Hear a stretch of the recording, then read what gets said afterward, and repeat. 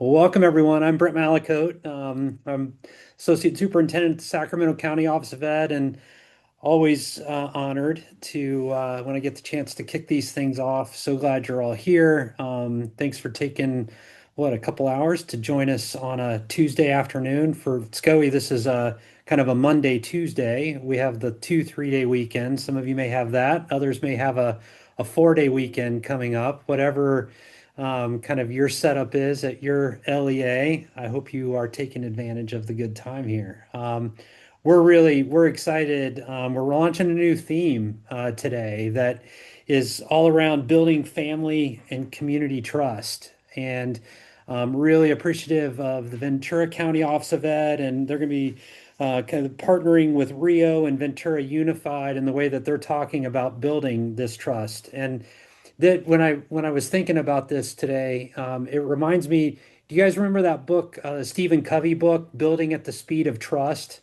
That's one of my favorites, and I think that it couldn't be more true than when we're thinking about this work that we're helping to lead for the state of California. That if we're not building at the speed of trust with our families and our communities, things just aren't going to go the way that they could if that we were kind of thinking about that foundationally. So really just thankful for this upcoming series, thankful for the people that's going to be kind of presenting and sharing with us along the way. And again, leading off with Ventura and LEAs in Ventura, thinking, hearing about the way that they're thinking about this. And I can't think of a better person to lead that up than Chris Ridge. So super happy to have that team with us today.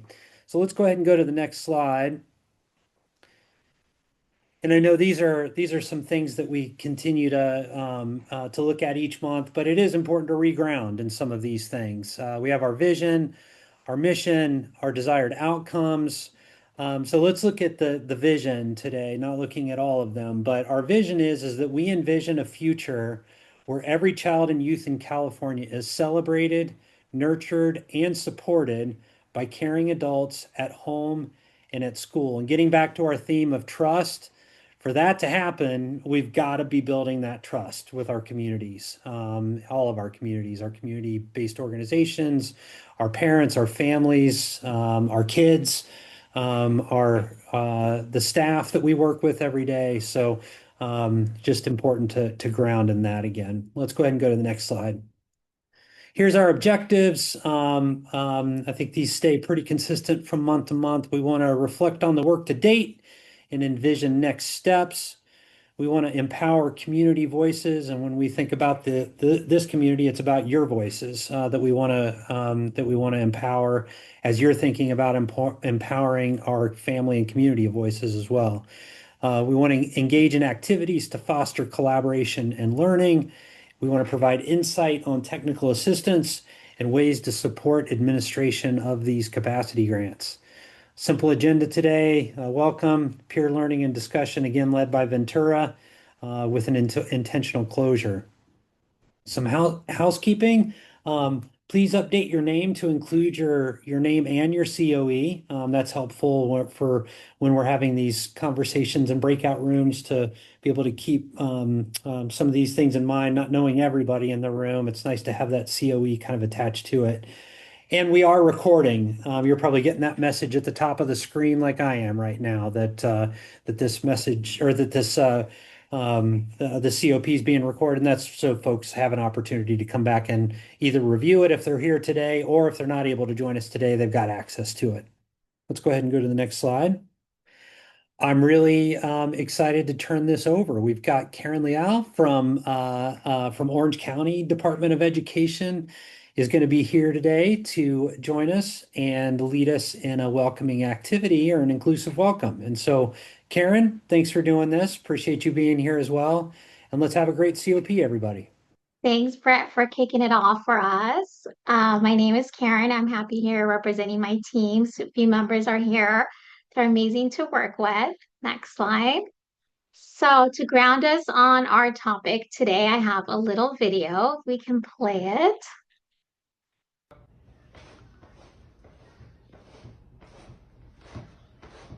I think we're missing the sound. Oh God, I'm scared. You got it. You've already done it 3 times. There you go. I'm okay. All right, so he yells out, "I'm okay." At first, he's like, I don't know," and he just goes for it. So you see my little disclaimer here, I am not endorsing, do not try this at home. But I really made me reflect as far as what we're all trying to accomplish and achieve here is something that's transformative, unprecedented. We're all new to this, right? And so it takes boldness, it takes bravery, and at the end he's like, "I'm not sure, I don't know if I want to do this," and he accidentally just goes for it. And I think we're all in that space of like, there's some doubt, there's some reservation, but at the end, we know what we're doing this for is for our youth, our school communities, and we're all in this together. Next slide. So we'll have an opportunity to connect and check in with each other, introduce yourself, your name, your title, your county office. And, I invite you to participate in a reflection. What's one thing that about your work that makes you feel bold or proud? Or what's one way that you can allow yourself to show up boldly, either big or small, and kind of really reflecting back as far as how Brent really set the stage for us today, building at the speed of trust. That is a bold move. That is a significant value to really portray. And so I invite you to share where you're at in your space as we take on this transformative initiative. So we'll be going out into breakout rooms. All right, welcome back, everyone. I hope you had an opportunity to connect, reflect, and really be in community with each other. If you have a moment, you're welcome. I invite you to share any initial thoughts on your conversation, on the video, or anything on the chat as we transition into our next section. Thank you. Thanks so much, Karen. That was so wonderful. So grateful for smaller spaces to kind of connect with everyone and really get a chance to build community and connection. Next slide, please. So as Karen shared, if you do have any sort of feelings or responses or thoughts that came out of your breakout rooms, please feel free to post those in the chat. We would love to kind of hear what you were thinking, what really stuck out for you. Thank you, Brent, for putting in. You love the prompt. We need to be bold in this space. Completely agree. So feel free, others, if you have any thoughts you want to share in the chat in your breakout rooms, go ahead and do that now. And as you do that, I want to just take a moment to really introduce you to Ventura County Office of Education, along with 2 of their LEAs on their presentation, Community Outreach and Engagement. So excited to uplift them. I really feel like Chris Ridge and his LEAs have really been true leaders in this space around community outreach and engagement. And it's such a pivotal part, an important part of all of the school-based behavioral health work that we do. As a reminder, maybe for folks who might not have met me before, my name is Patrick Shermer. I'm a coordinator here with Capacity Grants at Sacramento County Office of Education. And so excited to be in community with all of you. Next slide, please. Great. So here are our presenters for today. We've got Chris Ridge from Ventura County Office of Education. We've got Dr. Rebecca Rocha from Rio School District, and we've got Katie McKarrell from Ventura Unified School District. I want to say maybe a little bit of the piece that stuck out for me as we were prepping for this and really kind of brought me alive in hearing their presentation. As a direct provider, I saw over and over again, like the real struggle sometimes with building family and community trust that can be out there. There's a lot of marginalized communities that are harmed by mental health systems, school systems, and now more than ever, there's often really fear of giving information or data to folks. Rightfully so. Again, really understand that. And I think there are ways that we can build trust through transparency, through connection, through listening, through really taking time to connect with our families and our parents. And I think that our presenters today are going to show us phenomenal examples of how to do that. So without further ado, I'd like to hand it off to you, Chris. And let me make you a co-host real quick. Find you first. Well, thank you, Patrick. Appreciate that introduction and opportunity to join the group here today. As you'd mentioned, we already did our introduction, so let me just jump right into our presentation with a lovely view from Ventura County here.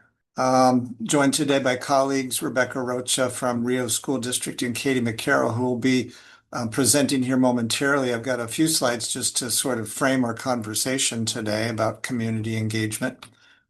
Just so you kind of have a sense too where we're located in Ventura County. We're in between Los Angeles and Santa Barbara. Here's sort of our general demographic makeup. And then what may be of interest to you too on the right-hand side is our 19 school districts broken down by the percentage of free and reduced meal eligibility. And so you can see quite a bit of a range in terms of disparity demographically in terms of this one indicator across the county. So let's jump into it. We're going to launch CYBHI, and we were at first, upon encountering this initiative, excited and quickly ascertained that the prerequisite in front of us, first and foremost, prior to the submission of a claim, was to have that health insurance information as well as all the necessary consent documents, of which you all are quite familiar at this stage, I'm sure. And so once we had that understanding, what we promptly decided to do was roll out the CYBHI initiative with lots of fanfare and excitement, because we were entirely excited about sustaining wellness efforts in Ventura County. We pulled out all the stops with like I said, the marching band. And what we quickly ran into was our excited yes, and then what I call is their no. Our yes was this, us explaining why it is that we're outreaching with CYBHI to families, because we want to sustain these wellness efforts, and how you can support this is providing us with this information, and what you need to do is just sign these forms right here. And although I don't think we were really naive in thinking that all families would quickly respond affirmatively, we knew that there may be some level of reservation and need for us to build trusting relationships for families to be able to respond in the way that we were hoping. We did run into quite a bit of no, or not now, or maybe even some other questions. And some of those questions, were quite legitimate concerns. Questions or maybe concerns of why it is that this information is being requested, trust or distrust. Of course, we know what has happened within impact upon communities of recent here with ICE enforcement. It's particularly been an epicenter here in our county. So plenty of concerns were from the get-go also identified, really. We heard these, we understood these, and we wanted to be clear on our approach to how we were going to be interfacing with families and engaging families about how it is that we were going to see each and every one of these concerns as a legitimate concern, and how might we be able to respond to them. And so with that being said, I want to turn it over to colleague, Dr. Rebecca Rocha from Rio School District, and she's going to talk to us about the campaign. Oh, actually, wait, it's not Dr. Rebecca Rocha. I'm sorry, I'm handing off to the wrong person. It's Katie McKarrell in Ventura Unified that I'm going to be handing off to. She's going to talk to us about a campaign that they developed there locally, as they had, with much fanfare and excitement, launched locally to request this information from families. And then as I had alluded to, we ran into quite a few families saying, no, thank you. And then, so what did Katie do then to really launch this campaign with this robust pilot initiative? She's going to tell us all about it. So I'm going to go ahead and turn it on over to Katie McKarrell from Ventura Unified School District. Thank you, Chris. Thank you. And hello to everyone. So yes, so I 100% agree from the our yes to their no. So we started, just like probably everyone, a more generalized approach, right? A district-wide approach where we were talking and we were doing our district social media, parent informationals, back to school nights, parent square. We were doing it all. And we did not get the response that we would have liked. Right. And so with the minimal responses that we received, we ended up pivoting. We were like, okay, what can we do? How can we, make this a little bit more of a concerted effort. And so we came up with a pilot campaign. Our target site, as you can see here, our goal was to increase completed parent-guardian consents, which means the consent to bill, consent to treat, and insurance information. And it's in order to sustain, right, our school-based wellness supports. So what we did was we targeted one elementary site. And the way we targeted that particular site, it was which one of our practitioners were already billing, even if it was just one bill a week. We were like, okay, who's billing so we can get some buy-in from that particular practitioner and that principal and that school site. So we identified the elementary school, and then we went ahead and did a 3-week model. So what that looked like was 2 weeks, and in this case, it aligned with the parent conference week, and then it was Thanksgiving break, and then when we came back that following week, that was our third last week of a push. If we can go on to the next. So how we did that was the playbook. So with of course, the support of the principal and the practitioner, we did family communication. We created take-home packets. And so this whole heavy lifting of the packets, the flyers, the consent forms, and all those things for this particular pilot and this campaign, that came from the district office. And so we created the flyers, the consent forms, insurance information and directives, and the principal provided those to all of their staff and pushed on the Parent Square launch. And we also created banners at key entry points. What that looked like was drop off, pickup areas. We just kind of made 2 in those areas. Classroom door posters, especially during this time for the first 2 weeks, because that was during parent conferences. So as parents were sitting outside waiting to speak with their teacher, they had the opportunity to have hard copies of the consent forms to sign, and or at least a visual of what we've been trying to project. During recess times at this elementary school site for those first 2 weeks, we also provided with the practitioners that were already at the site to complete some type of small activity during recess for wellness. And then, of course, there were incentives the first week. This is, again, with the support of the principal.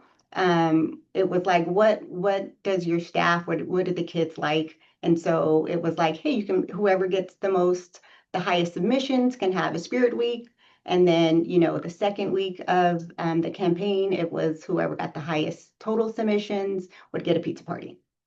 So front office staff they were able to get extra forms on hand, simple scripts for families, teacher reminders, and then, of course, the third week that's on this slide here is when we went ahead and looked at all the students that we did not get responses for, because what we were looking for was whether they provided that information through a platform and or if they provided a hard copy. So long as they turned it in, that counted as a submission, whether it was a yes or a no. So the results for that 3-week effort was we started at 24 students complete. And when I say complete on here, I mean that we received all 3, right? The insurance, the consent to treat, and consent to bill. We started at 24 at 6.3%. By the end of that 3rd week, we were at 61%. And that was a concerted effort at that elementary school site. And so for us, that was a success, right? So now what, right? What do we do next? So the next phase of that was now that we have more than 50% of our students that have all the consents signed, then what we did was we pretty much looked at what are the practitioners that are doing there? Like we weren't really asking them, which we are not asking them to do anything extra other than what they were already doing. And, each side comes with a school counselor, a social worker, a school site, clinicians. And so what we did was we just leveraged the existing on-site practitioners to bill for the services they're already providing.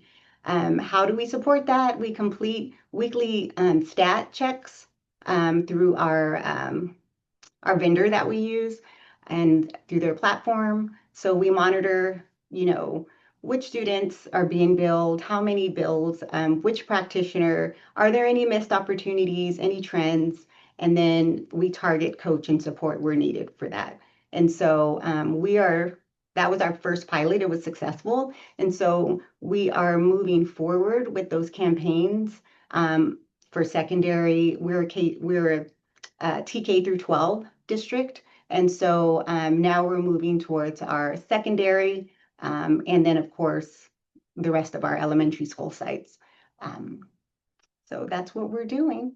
Thank you, Katie, so much for sharing that great success and kind of, tenfold increasing those numbers. That's very impressive. And what I would say as we transition into hearing from next Dr. Rebecca Rocha and Rio School District is that Katie, had indicated how we began with the district-wide efforts, and then your description in this pilot is down to the school site level, and then what Dr. Rocha is going to describe for us today as we continue to move through those levels, you could say, or tiers in a tiered response kind of a way where we kind of get more concerted and more focused. She's going to describe the outreach that has been happening within Rio School District. So Rebecca, I'll turn it on over to you. All right. Thank you, Chris. I appreciate that. I also appreciate that both Brent and Patrick mentioned relationships, because that was the key to our approach.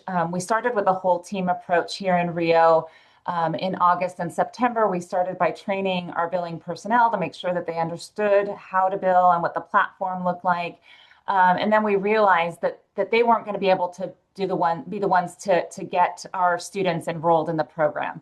And so we quickly shifted gears and reached out to our parent liaisons and trained them in October through December on how to do the enrollment piece, collecting insurance, collecting consent to bill, and consent to treat.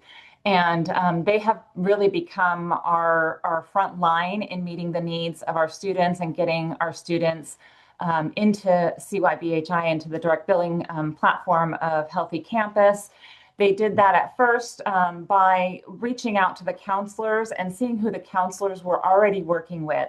And so we started by having them reach out to those families that were already getting services so that we could start to bill right away for those services that were being provided. But all of our staff have been trained. We've had our counselors trained, our mental health and wellness clinicians trained, our school nurses, even our clerical support and school office personnel have been trained on what Healthy Campus is, what CYBHI is, so that when parents come in, they can help direct them to our parent liaisons and provide some background information, which I created at the beginning of the year with a script for teachers and for school personnel, as well as some posting of information in Parent Square. But again, we didn't get a lot of feedback once we uploaded those links for Parent Square, so we moved on to the next phase. Next slide, please. And with that next phase, we really started looking at how we could get the most students enrolled as quickly as possible. So the first thing we did was we included the insurance collection through our student information system. We use Equitas Solutions, or Q, and we were able to put a link in there for parents to add all of their insurance information that automatically transferred into Healthy Campus. So right out the gate at the beginning of the school year, we had 30% of our students with at least the insurance piece collected. We then moved on to personal engagement, one-to-one with our mental health staff and our parent liaisons. Like I said before, the parent liaisons received lists from our counselors and our mental health and wellness clinicians on the students that they were working with.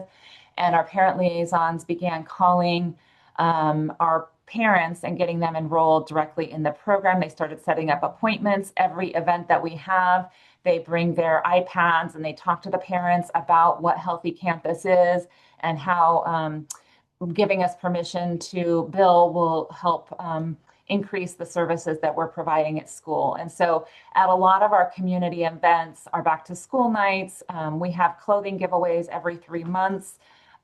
We have lots of holiday events where we provide meals and gifts for our students.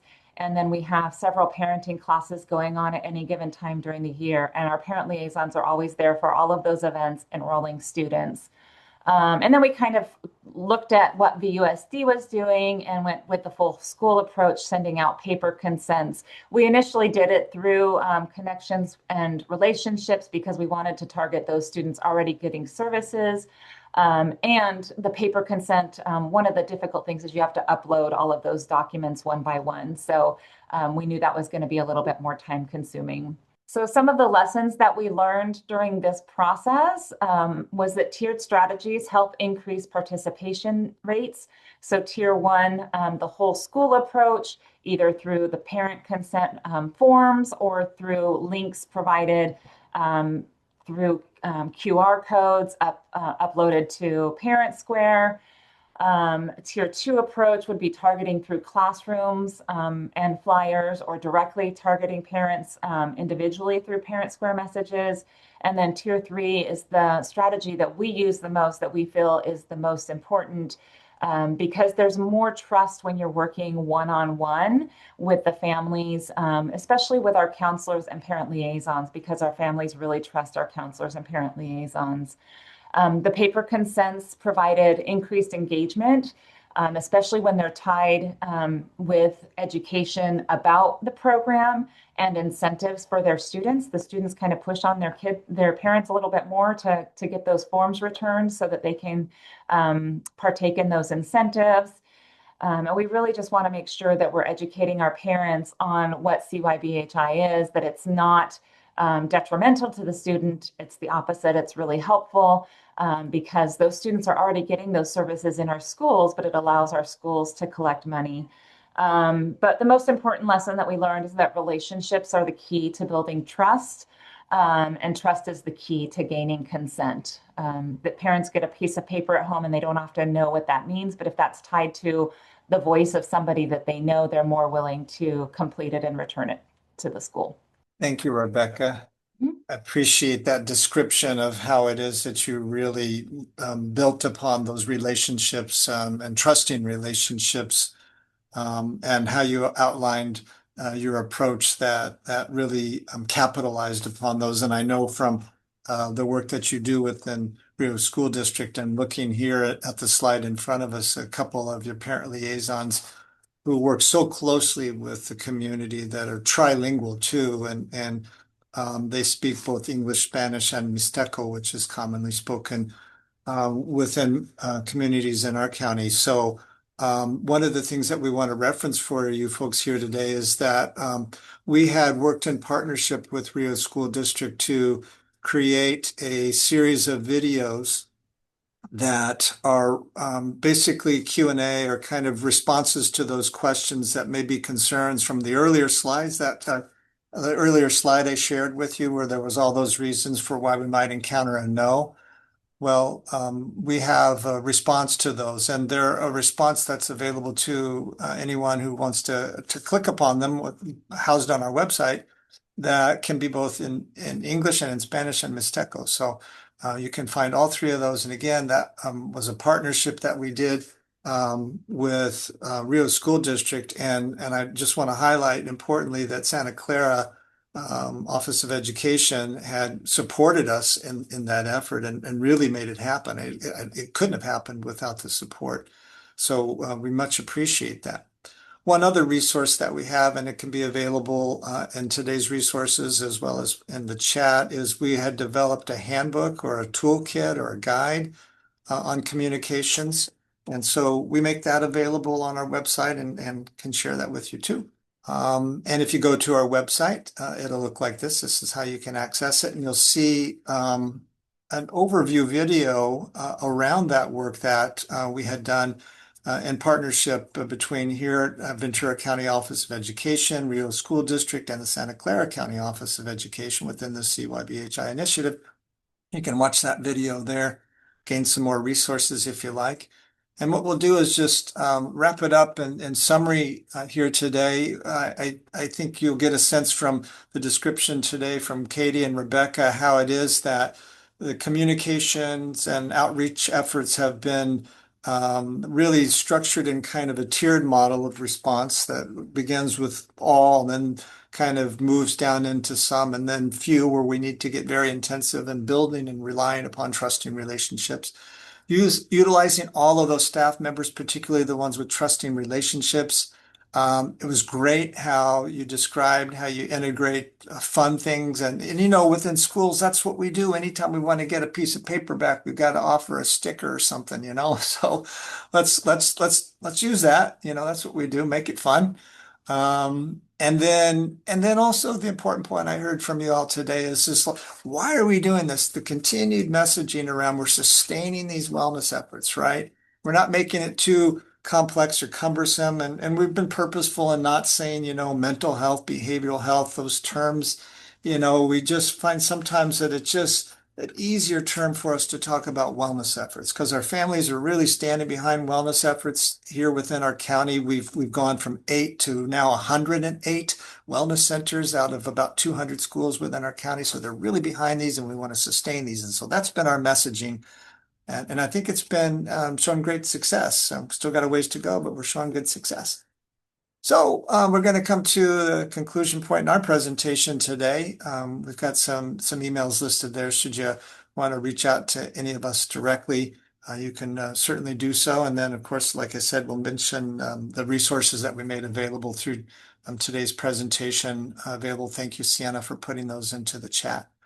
And and I see in the chat too, Brent, you're calling out to Superintendent Dr. Antonio Castro over there, your superintendent, Katie, who is just a phenomenal leader in systems work and heart-led work. And so we love it. So thanks for those great shout outs in the chat. So thanks y'all for the opportunity to come and share a little bit with you today.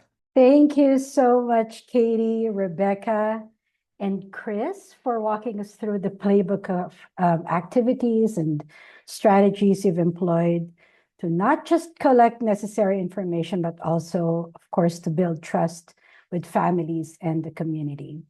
And I was particularly interested in the lessons your teams learned through these campaigns. So that was such a great presentation. Thank you again. So we're about to move into a much needed break. But before we do, I wanted to provide folks with a bit of framing for our peer learning breakout rooms. So Karina, if you don't mind sharing the screen again, along with the slides. Okay, perfect. Thank you.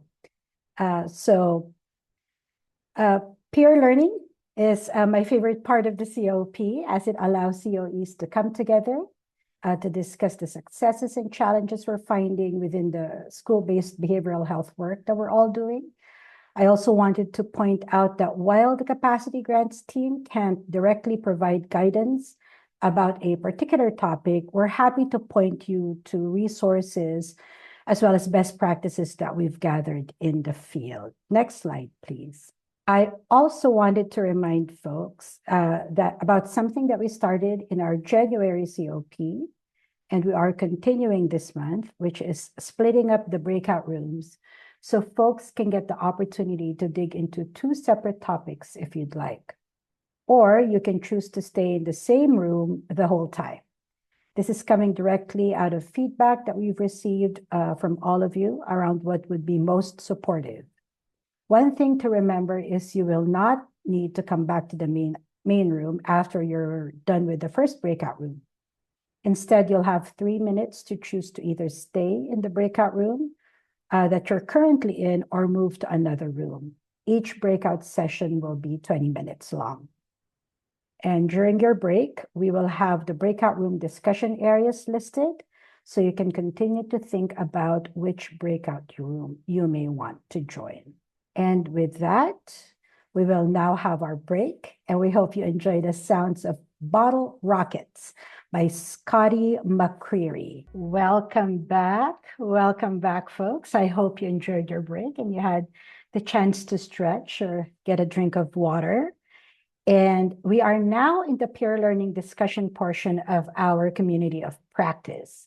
So to briefly review, our breakout rooms are the main room, where you'll have the chance to go into a Q&A with our lovely presenters. We also have our ORP room, EHR vendors, Tier 1 fee schedule, small and rural COEs, culturally responsive behavioral health. We also have a workforce room where CWCs or certified wellness coaches and expanded learning will be discussed. And we also have our one-on-one rooms. So you can join a one-on-one breakout room if you want to connect with another COE in a smaller space. So just as a reminder, again, we're splitting up the breakout rooms so folks can get the opportunity to dig into 2 separate topics if that's what you'd like to do. You can also choose to stay in your own or your original room the whole time. You will not come back to the main room after you're done with the first breakout room. Instead, you'll have about 3 minutes to either stay in that breakout room you're currently in or move to another breakout room. And each session will be 20 minutes long. Each breakout room will have a facilitator to guide and document the discussion. And following today's meeting, a summary of the breakout room discussions will be posted to the Capacity Grants website to support continued peer learning and networking. And when we come back, we will ask each room to share out using the Zoom chat. So as you discuss, please consider if there is a nugget of learning you would like to share with a larger group. As a reminder, the Q&A will remain in the main room and we will start in about 2 minutes after we are able to get everyone situated into the breakout rooms.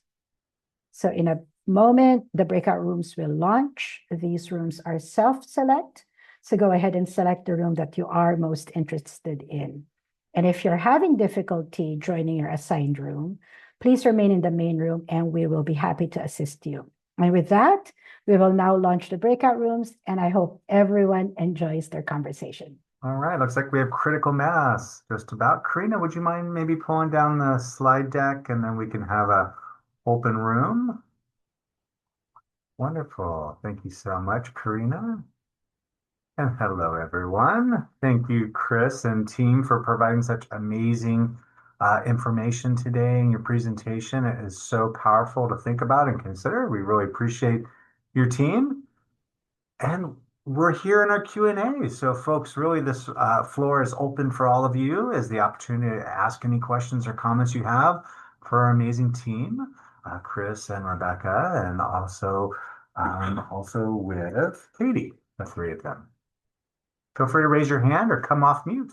All right, we got the shy group today. Heather, what do you think? Oh, you know me. I'll always break the silence. I know, I was leaning into you. Thanks, Heather. All right, sorry. Well, you know,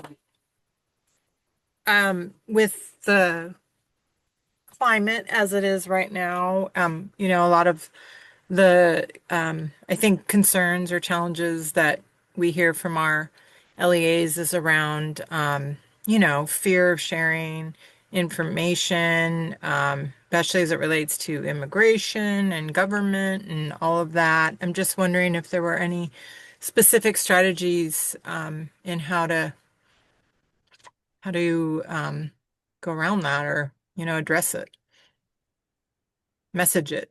I'm happy to chime in a bit, and then would also want to defer also to Katie and Rebecca if they'd like to share a little bit.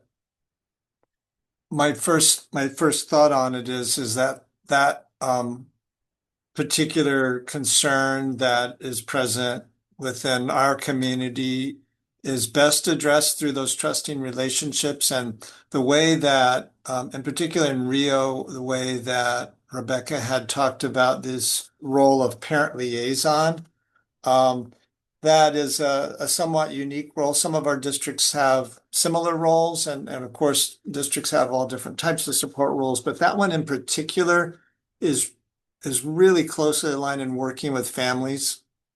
And they are located on school sites where they can really easily be accessible, and where families can come in and gain access to kind of a whole range of supports and services. And that structure's been in place for a long time now. And so families know that, and they know these parent liaisons.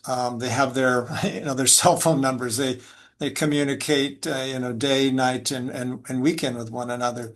And so when that person, those parent liaisons, are able to explain and say, well, the school doesn't collect immigration status information, and everything that we are holding within our system is protected.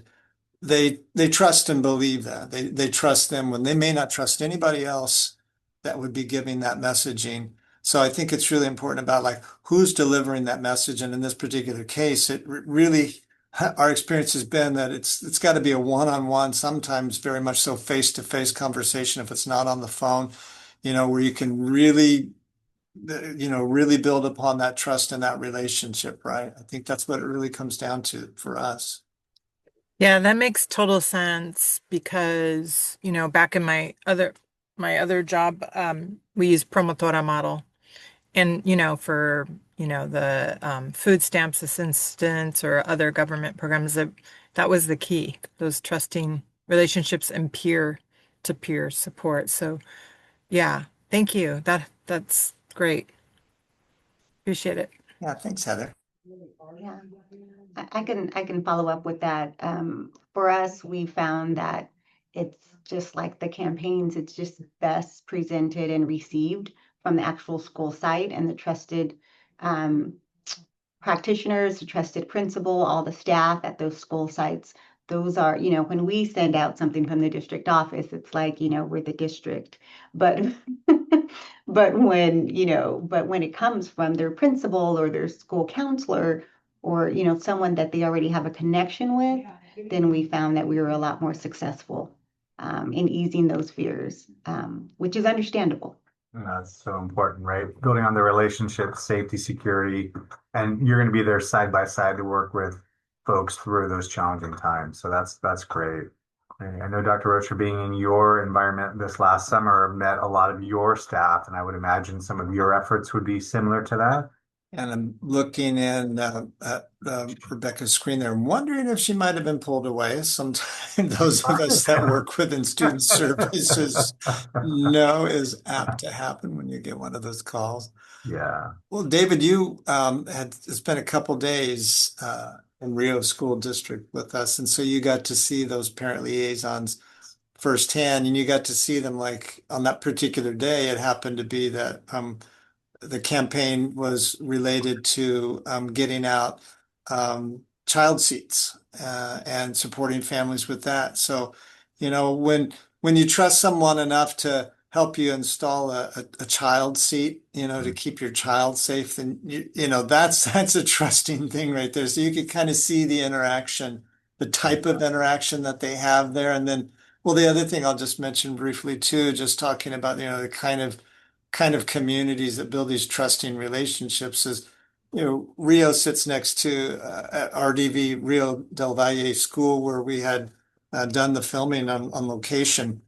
And that school there is next to a 10-acre farm where the students from all over the district come. They have a full-time farmer, if you can believe that. I don't know that there's any other district in our county that does, but a full-time farmer. And so the students have a direct connection to the soil, and the district has a goal of providing, I think their goal is to provide 100% of their produce at some point in time before too long. I think there's somewhere around 40 or 50% produce production coming from the farm there. And so, this is really important because a lot of the students we serve, their families are working within the fields in our county here. And so just it really represents the school represents the community well, right? So there's a connection, the value of the work and tending the soil and producing food, that message comes through. And so there's something about the way that Rio has structured their community within the school there that really builds upon a trusting relationship too, that I want to credit to them. Absolutely. I really appreciate you lifting that up, Chris. When I was there this last summer, knowing that you're allowing that space to grow in relationship to providing space for students to be as a place to calm down and relax and find their composure is a way that really validates their human experience and their identity, and they can find their identity and their pathway through just working in nature. So I think that's a huge asset to see and lift up.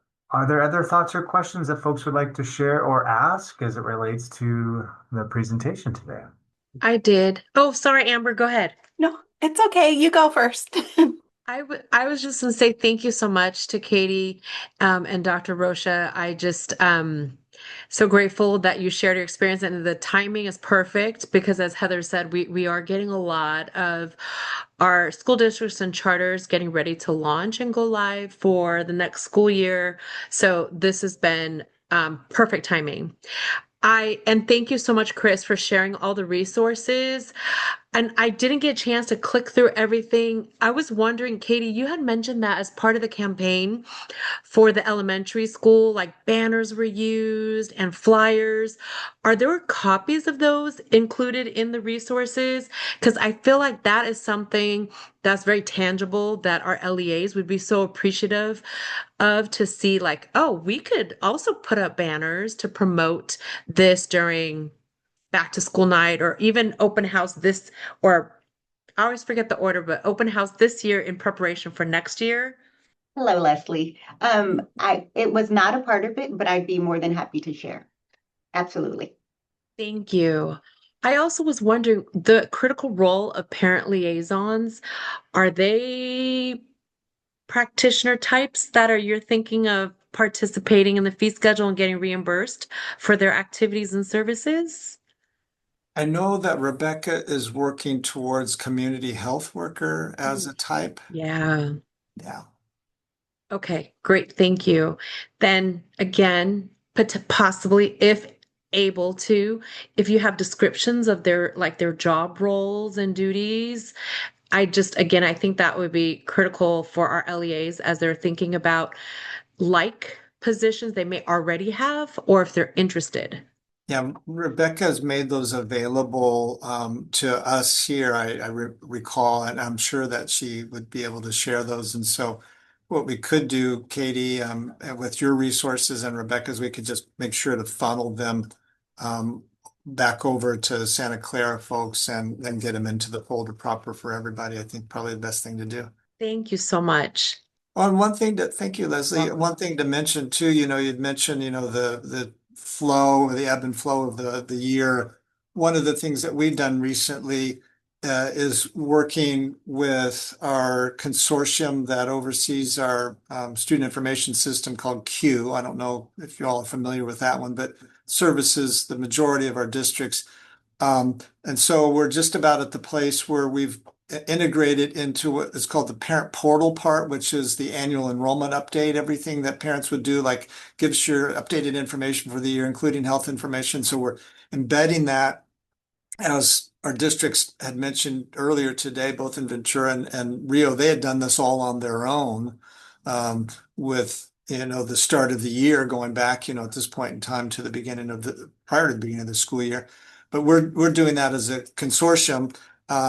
So we have made it so that the information for both insurance information can be collected within the parent portal, but also an ability to collect consents through the parent portal and get those signed and then funnel those over to our EHR. So that's something we've been working on too for annual enrollment updates. Did Amber have a question?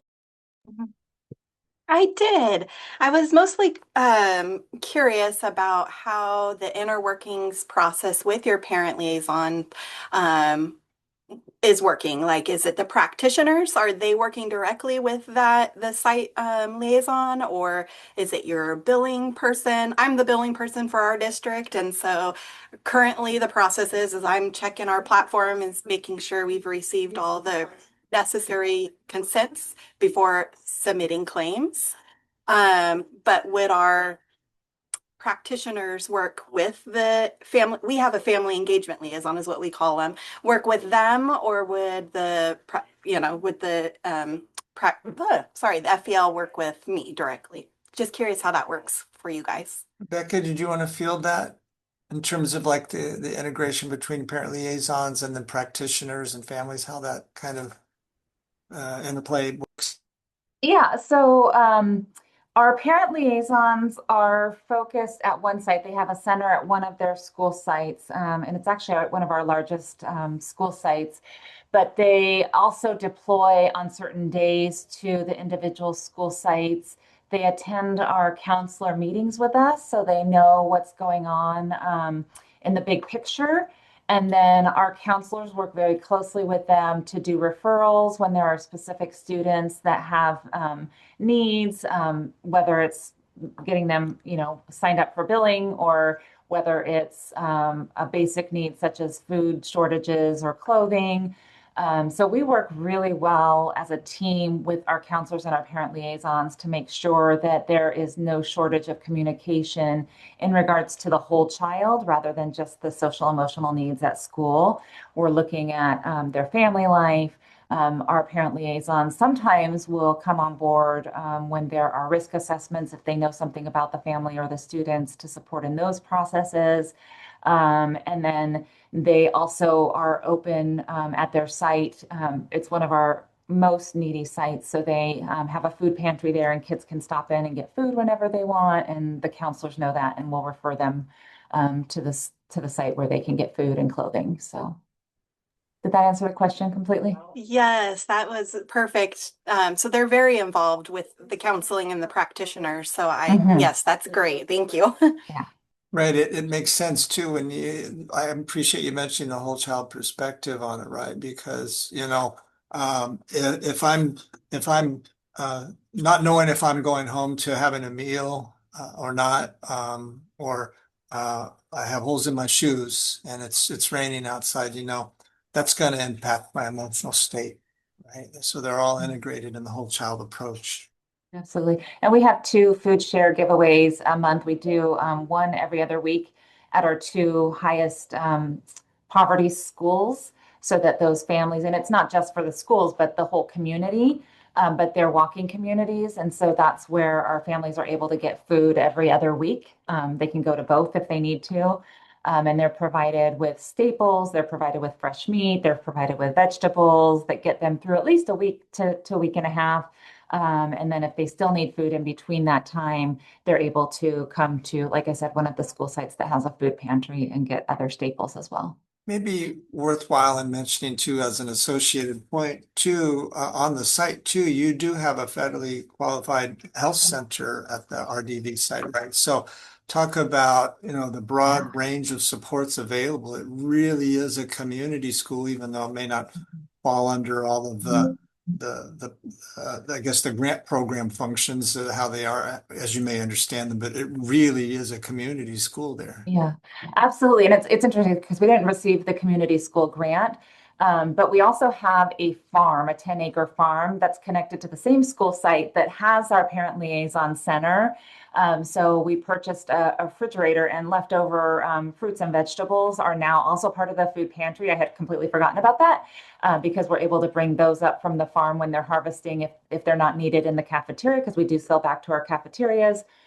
So families can get vegetables, fruits and vegetables from our parent liaison center as well. And then, as Chris mentioned, through Gold Coast, we have a parent, not a liaison, but an ambassador that helps with insurance. So she is there to help mostly with Medi-Cal, but if parents don't qualify for Medi-Cal, she also knows how to get them registered for other programs that may be available to them.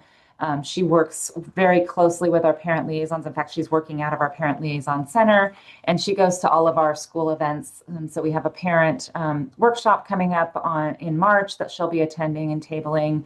And all of our counselors know about her services. All of our school administrators know about her services. So they refer parents to her if there's a need for registration for insurance or to renew their Medi-Cal insurance programs. And that's our connection to ECM, Enhanced Care Management, that the district has. And then Rebecca, while you had to step away, I'd mentioned that parent liaisons in their role, I think you'd considered how they might also become community health workers, so able to submit claims on service. Yes, we're still working on our application for that because that is quite a weighty application and haven't had time to finish that. But we are looking at that as possibly, hopefully for next year, a possibility for our family liaisons to become billers as well, so that we can get additional supports for our families in that regard. Well, that's wonderful. Right now, folks are taking the opportunity if they'd like to switch to a different breakout room. If you are one of those folks, feel free to go ahead and shift to a different breakout room. And or if you're just joining us, you're in the main room for questions and answers and dialogue and discussion with Ventura County and Chris and with Dr. Rocha and also with Katie. So we're so excited that you're here. And we'll pause just one more moment as folks find themselves able to navigate to a breakout room and or welcoming into the room. All righty. Well, I think it looks like some of the numbers have shifted around and we're probably at a good restart. So again, thanks everyone for joining us. If you're new to the room, we're having a dialogue and discussion with our colleagues from Ventura. We've been in the midst of some great dialogue and conversation. So at this time, feel free to raise your hand and ask a question or comment if you'd like. And so we'll open up the floor for folks and then we'll just take it from there. All right. Well, it looks like we've got a quiet room again. I can't lean on Heather to kick us off again, so I'll go ahead and offer a quick question. Knowing that you're entering into planning for next year, obviously, and the lessons learned from gathering that information this fall and winter and now as we approach the spring, are there some new strategies that you haven't lifted up yet that you're considering as some new efforts to gather insurance information from families and students? Are there new things that you're kind of rolling around or discussing as maybe some things that might help your efforts to get everyone enrolled? I can speak to that. So as I mentioned earlier, we had our insurance information in our SIS, which was helpful in getting a large percentage done, but we hadn't provided training to our staff at that point. So they didn't know, and parents were able to click through and not put their insurance information. So that's one thing. We've trained our front office staff now. So when they're working on the re-enrollment processes with our families, they know that they need to do that so that we can get the billing started right away. The other thing that we're working on with Chris and with Healthy Campus is to get consent built into our student information system so that it uploads if they give consent when they're doing their re-enrollment processes. And that hopefully will allow us to skip over some of the phone calls and the flyers that go home and get more families enrolled right away. And then hopefully they have a better understanding next year than they did this year about what the program is and how it's supporting our students rather than a detriment to them. So that's great. With that student information system working, that's such a good strategy because families just get used to doing that. Has there been any talk about rolling their consent from 1 year, acknowledging it, moving it forward if nothing has changed in their information, as a way to make it even easier for families? We had broached that a bit. Rebecca, did you want me to? Yeah, go ahead. We had broached that in regards to how we were handling that within the SIS consortium. We would like for it to be as simple as clicking and rolling over. We just need to get a new date onto it. One of the things that we recently were kind of laboring around is like, what about for those folks that come in, let's say mid-year, and may have a date that technically would go for, a full calendar year, but yet we may be seeking an annual update with them. So we were trying to broach how to structure that within the system so that if we seek an annual update, that might renew, so to speak, and they can kind of check off again, but so that it didn't also throw away the prior consent that may still be valid for another 6 months. So we're trying to reconcile how do we, all these little technical parts you have to work out within the system, So yeah, that's what we're working on. And I can say for Ventura Unified, we are looking at the same type of concept during the annual update, actually making it mandatory to either opt in or opt out. Either way, we just want a response. And so I anticipate that next year, if we can, move towards that, it will just be so much more successful opposed to what we're doing now. What I think I can say is, as I was thinking about reflection on what we're learning this year is that even with the campaigns, as we kind of strategically go through our schools and start those campaigns, if anything, it builds exposure, right? It builds exposure so that parents will know they're not, so next year when we say provide, can you please provide this? When we talk about our vendor, what we call, which we use Healthy Campus, it won't be a foreign concept to them. And so what we've already found, because we have been kind of trickling through and adding these campaigns at our other sites, is that a lot of them have, children, that may have been in elementary, but then they have a brother that's at the middle school or something like that. And so we're just finding that has definitely been helpful. And so there's, we're not getting those phone calls that we got in August, right? Because this is just what we're talking about. And it's just, we keep messaging this CYBHI fee schedule, Healthy Campus verbiage to them. And that has really been helpful. So although I feel like I would love to get 60 something percent after every campaign, I'm also trying to be realistic about it. But the bigger thing is the exposure. Katie, you mentioned a point that I think there's maybe some room to just kind of add a little bit around how it is that you're structuring the request and whether it's mandatory or not. You'd mentioned that you would be having parents sort of mandatorily respond one way or the other, either write the information or say opt out, which is one way to bring it to the surface. Another thought that some districts are taking is to not do that because they felt like if the parents initially weren't providing that information and sort of leaving it blank, that it still left the door open to us giving you a call and saying, hey, what about this? Rather than them saying, no, thank you. Which you still could maybe reach out to a family and do that. But I just wanted you to know like kind of what some of the talk around some of the districts had been around that and how to kind of structure that. That's nice. Yeah, like a different approach, right? And both approaches, are gonna elicit different learning and different opportunities. But I appreciate that, Chris, for added context. I'm also thinking about Dr. Rocha, your school district. I forget if your students articulate into Ventura Unified, or do they articulate into a different high school district?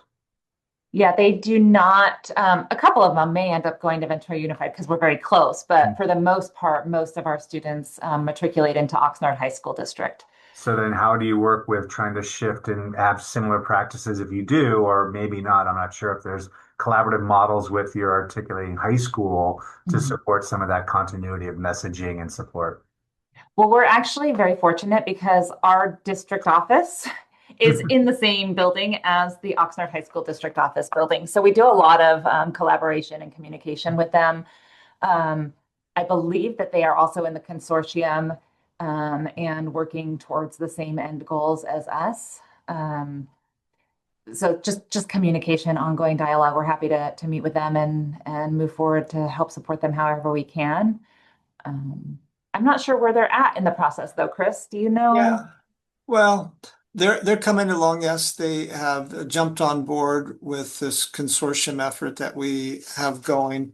And they too will attend our regular, what we call fee schedule work group, which is our monthly meeting with district representatives that kind of keep us all in sync with, best practices. That's where Katie and Rebecca actually had shared, most recently this same work and presentation that you all heard about today.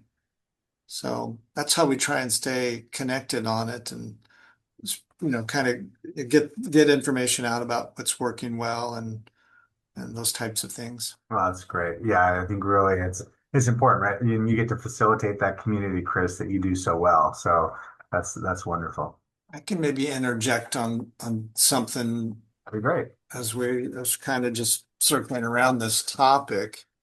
I was in webinar that some of you may have attended earlier today, beginning at 10 o'clock with Kevin Gordon from Capital Advisors and then Dr. Loretta Whitson, Executive Director for California Association of School Counselors. We're kicking that meeting off. And and also Autumn Boylan was there and spoke. And one of the things that I've been trying to pay very close attention to in terms of the timing, for a while now, Autumn has been speaking about how schools are needing to collect insurance information, obviously, because they need to have that for claim submission, but on their statewide back end of it, that there's a system they're working toward where we can gain access for Medi-Cal to that insurance information. And so I was really kind of honed in when Autumn was speaking about that today.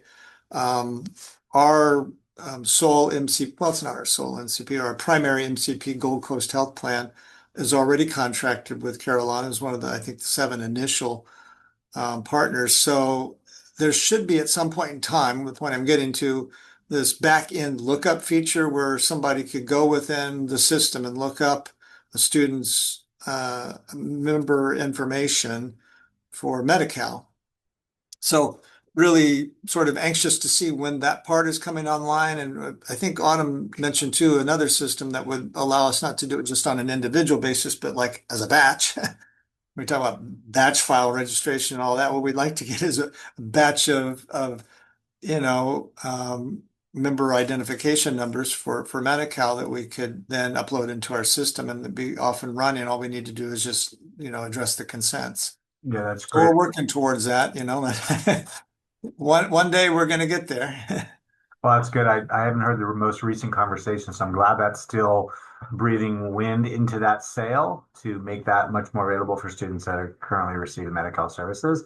It would save quite a bit of effort in spaces and just maintain more continuity in service. Yeah, and I think the intent for the lookup feature too is that as DHCS is supporting various payers to contract with Carolina. I think it's commercial payers too, as they come into the system, would kind of get access into this ecosystem of lookup features, so that it would ease the schools in being able to gain the insurance information, at least, which is part of the puzzle here.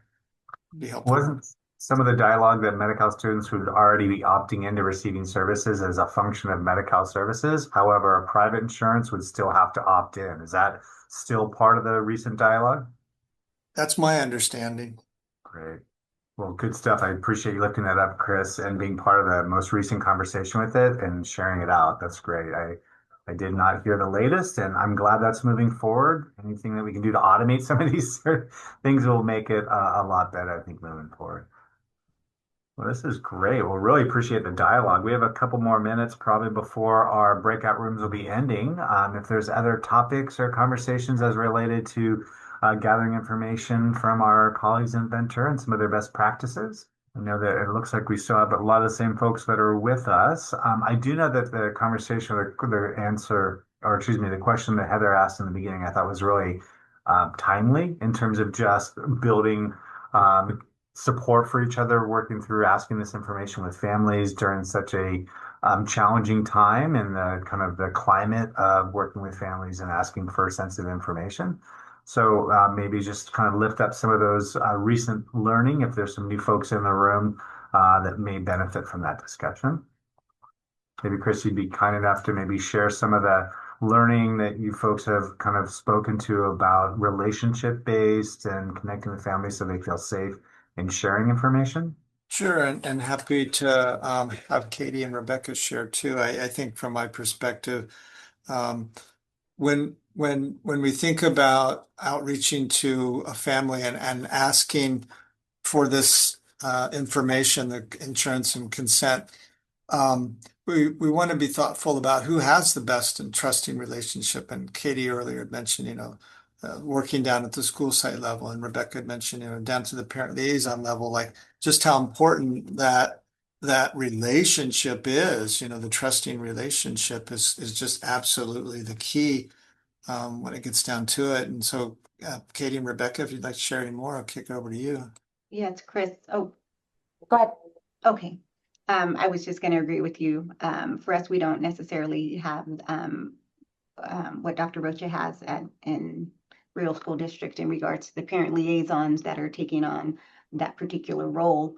But what we found in our districts are it's the messaging that's coming from the principals and from the in particular our school counselors that are kind of helping with this initiative and making those calls to parents when they're completing their group counseling and things like that, and really having that one-on-one conversations with them. They, of course, will first try to, send out the link and or send out the paper form, but when those don't come back, or when there's questions on the hard copies that come back, then they will do that extra step and call parents. And that has been helpful. For us in Rio, we have a very different population than Ventura Unified. Ventura obviously is a K-12. We are a K-8, and we also have a higher poverty population of students with low income. So that's how we're able to pay for our parent liaisons is the unduplicated funds that we get for those students. So they have been very important in building the relationships, because not only are they parents seeing these parent liaisons on the school campuses, but they're able to see them at district-wide events that we hold for them. Our parent liaisons go to all of our back-to-school nights and table and share what they do. They're often at our parent conferences providing translation because we only have 2 district translators, but all of our parent liaisons are bilingual. They provide parent workshops. They do the food share giveaways twice a month. So they are very high visibility in our district, which has made them also very trustworthy to our parents, because they're always high visibility and important roles in their lives and providing basic needs and basic services for their families. So they're kind of like a one-stop shop, and they can get all of their needs met, and they take that opportunity to build those relationships and then bring up, how we can continue to support the families by providing these mental health or wellness programs to our students and get reimbursed through the program for them. So I think it's just that boots on the ground, always working with our families and being visible, that has really helped our parents build the trust with not only our parent liaisons, but the district as a whole. Yeah, that's wonderful. Really appreciate that. When I was down visiting your school district, just the rapport and the relationship between the community members and the parents and your liaisons, it was so palpable and friendly and welcoming. I can only imagine that'll just continue to flourish and grow over time. I think there was something you also said, Dr. Rocha, around when families are trying to get their forms filled out, students would encourage their families because there was incentives. Have you also incentivized some of the kind of student voice, student culture around receiving services, so it kind of probably works to destigmatizing it as well at the same time? I'm glad you brought that up. That's a very interesting thing. We just had a parent or a student symposium last week. We've adopted Leader in Me as our social emotional learning curriculum. And so we use the measured results assessment to look at data and see how things are progressing culturally, academically, and leadership-wise. Mm-hmm. And at the beginning of the year, they set goals. And we just met last week with the students again, and they were looking at their goals. And some of the things that they were saying was about them being models for other students and for their parents. And so they have started to incentivize things for their own classmates. So yes, we have as a district provide incentives. All of the students that brought back their forms got stickers, and I think at the lower grades we gave them stencils. I know that in Ventura Unified they also incentivized with pizza parties and things like that. So yeah, we do incentivize. It does help, but we also try to model appropriate behavior and appropriate responses for students. Because we want it to be intrinsic reward as opposed to always extrinsic rewards. So we try to balance that out. But I found it fascinating that last week they were all about how the mental health and wellness centers are really supporting them as students, and they want that to grow, and they need to provide examples for other students on their campuses. So that was really heartwarming to see. Oh, absolutely. I really love that.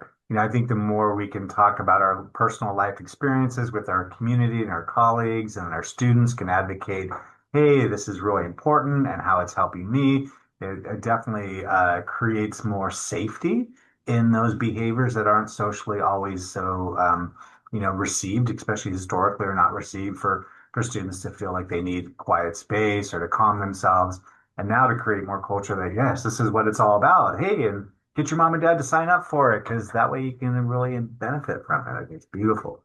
Wonderful. Well, what a great dialogue and discussion. It's an honor to have you all here and share your experiences. And I know I personally enjoyed my time in Ventura, and this is just a reminder of how amazing and special of a community that you are all part of and that you really support your students and families. And it's a beautiful example. Really appreciate all the lessons learned. I know you'll be sharing the slide deck. We'll be putting it into the resource folders for folks and make it available. And we're also going to be doing some concerted effort on trying to get some additional suggestions and ideas that folks have around collecting insurance information for families. So I'll reference that in a moment when the rest of the folks come back into the group as a way to reach out to us if there are folks that would like to share some additional suggestions and ideas. So your wealth of information will definitely be referenced in that. Well, thank you. Thank I you would for just having us add, today. And if anybody has any questions later on, feel free to reach out to us. We're happy to help in any way we can. It's a group effort. I just wanted to thank you too, David, for coming down to Ventura County in person for a couple days and being present and working through that whole process of the interviews with staff and seeing the school site and all of that. It was so impressive to see your commitment to it. So I want to thank you for it. Oh, my pleasure. I love field trips, especially when they're so vibrant and full of life. The other thing I forgot to mention, since you've been down, we also have now a laundry room at Rio del Valle, which we didn't have when you were there. Nice. So that just adds to it. When they're doing their parent workshops, they also can bring their laundry and do their laundry. So that helps with some of our students that may be living in homeless situations. We have over 700 homeless students that are in homeless situations. So that was purchased with them in mind. Oh, that's beautiful. And with your lending closet or your closet to help with families and clothing, then they can also make sure that those clothes are prepared and available for folks too. Oh, that's beautiful. Oh my gosh, amazing. Well, thank you. Thank you so much, Ventura County, for providing such amazing information. It looks like our colleagues are coming back in from the breakout rooms. So I would imagine they are excited to share. This is an opportunity for folks to come back in and lift up and share some exciting things from the breakout rooms. But first, I would like to share something really quick. We are working as an effort within our capacity grant team to collect strategies around student information. We have this information. It is posted on our online community. I'll go ahead and put that in the chat, or maybe one of our colleagues can do that. We're asking if there are COE team, 2 to 4 COE teams that would like to share some of their strategies in collecting information around student information. Our intent is to collect these best practices and examples from not only Ventura, but from other county offices and put this together as a resource that we then can lift up and provide all our COE partners going forward. So we'd love to invite folks to participate. So it is in the online posting. The link is in the chat. Feel free to go ahead and put that information in, and then our team will reach back out and invite you into some lovely phone calls. All right. Well, with that being said, I think we are now in a place of sharing out from the breakout rooms. So I know that there was a encouragement for folks to share out. Would anyone like to come off mute and share about some of their high-level learnings or ahas from the breakout rooms? If you feel a tad bit shy, we do have the chat that is provided by the Zoom workplace here. You could also just type it in the chat if you'd like, if you're feeling a tad bit shy today. Hey, David, I'm happy to share for the certified wellness coaching and expanded learning space, and any of my colleagues that would like to jump in, please do. Um, we're seeing that room is growing in attendance, so we're seeing that there's much more interest in not only certified wellness coaches, but also, right, how do we think about expanded learning as a space and place for clinical service and integration of wellness coaches? But what I'd say is that the discussion is far ranging, and folks are wanting to learn about models, how they're documenting, right? How folks are supervised, how are folks billing yet, right? Other things, that we're learning, right, is that, how do you do all of that work under an NPI number? Um, so, right, it's a lot of curiosities about how to address the complexities, I would say, is where a lot of our conversation went, and it was rich. Fabulous. Thank you, Jeff, for sharing. I know there's so much in the out of school or after school spaces, out of the classroom spaces, or outside of typical hours, shall I say, that is so important to our community. That's great. Wonderful. Is there another group that'd like to share some of their aha learnings from the breakouts today? Oh, wonderful. Liz Gomez shared. We've heard some folks, this is in the chat, that they've heard some folks later in the stage of the EHR selection process and wondering about others' processes who are others that have selected on any reflections, glows and grows now that they are on the other side of the selection. A number of COEs shared that they've received disputes or requests on releasing information about the selection process.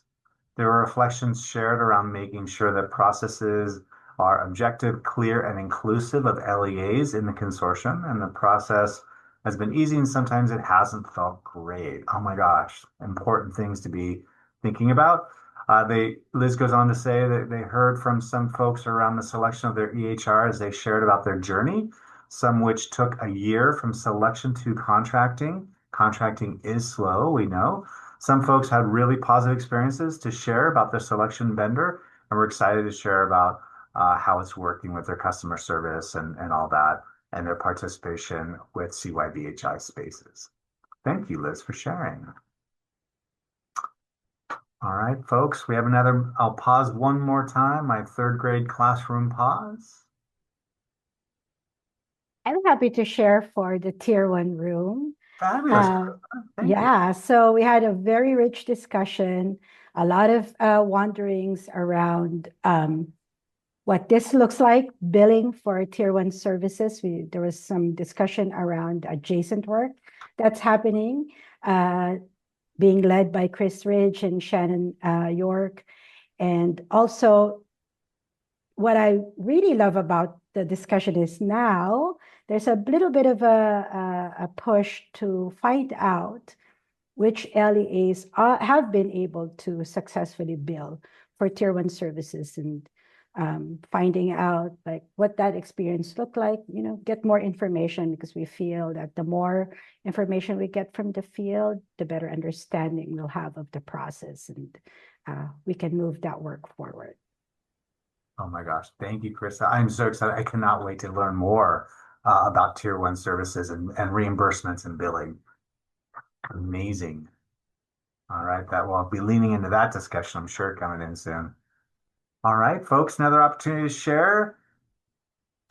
All right. Well, as you think, as another quick reminder, if you're a county office that would like to share your experiences around requesting student information access and their insurance information to gain access to the multi-payer fee schedule, please reach out to us. It is in the online community. We would love your participation and help. All right. Well, I think we're actually in this opportunity to gather some feedback. So, Karina, I think you can bring the slides back up, and we would love some of your feedback. So let's see. I think we have a link and we have some music for folks to share. We have some music that is near and dear to the heart of Mr. Ridge and myself. So we'd love you to take a couple minutes to go ahead and respond to a survey. You know how important your feedback is to not only us, but to the evolution of our work and the evolution of our online support, our community of practices, and how we support your needs. So as we have our feedback form here, we'd love for you to take a moment. The link will be in the chat for folks. Oh, what a beautiful song. Thank you for that lovely selection today. And thank you, Bobby. Definitely rest in peace, our lovely Bobby Ware. We really appreciate all of you. We know that you are all working so hard to make it right in your communities. We can go to the next slide, please, Karina. And this is our opportunity to focus on our intentional closure. We appreciate everyone for learning and collaboration today. In closing, we'd love for folks to name one bold thing you're going to do this week for yourself, your loved ones, or at work. And please share that in the chat. We'd love for folks to go ahead and share what their one bold thing to do for themselves, their loved ones, or something at work. All right, Chris, being fully present. Well, Chris, you were completely present today, so thank you, sir. We fully appreciate you. One bold thing will to follow through on doing what I said I'm going to do this new year. Meditate 5 minutes a day, starting again at day 1. Today. All right, Liz, that's awesome. Love it. We have make big plans for family summer vacation. Yes, Brent, please take your family for a lovely holiday. Keep on trucking through the billing process. Logan's going to continue to truck on through. We have Dr. Rocha is going to continue to support the whole family and love even more the most challenging students. Heather's going to recruit as many LEs as possible to sign up for cohort 6. You go, Heather. That's amazing. We have so many good things coming in. I can't read them all. I see that summer camp's coming up. Learn to play golf. Vera's going to play golf. We got Danielle. End of the day walks the transition out of work mode into the present mode. Oh, well said. I need a walk right now. Amazing. Planned college tours. We have Tanya's thinking about her children going off to college. That's amazing. Spending time with family. Definitely great things going on. Oh my gosh. Let's see, change the water cooler bottle when it's empty, even if it wasn't the last one to use it. Yes, let's keep hydrated, Kelly. I love it. Amazing. And I'll be celebrating my daughter's 10th birthday this week. Jeff, congratulations. Happy birthday to your daughter and to your family for such a beautiful milestone. Well, with that, my friends and family and community of CYBHI across this amazing state, thank you, Ventura County, Chris and Rebecca and Katie for joining us for Ventura. Amazing presentation. Thank you all for participating as always in our most amazing, beautiful community, our capacity grant sponsored by the California Youth Behavioral Health Initiative. And so with that, my friends, please be well. Take care of yourself. We love you and carry on. We'll see you soon.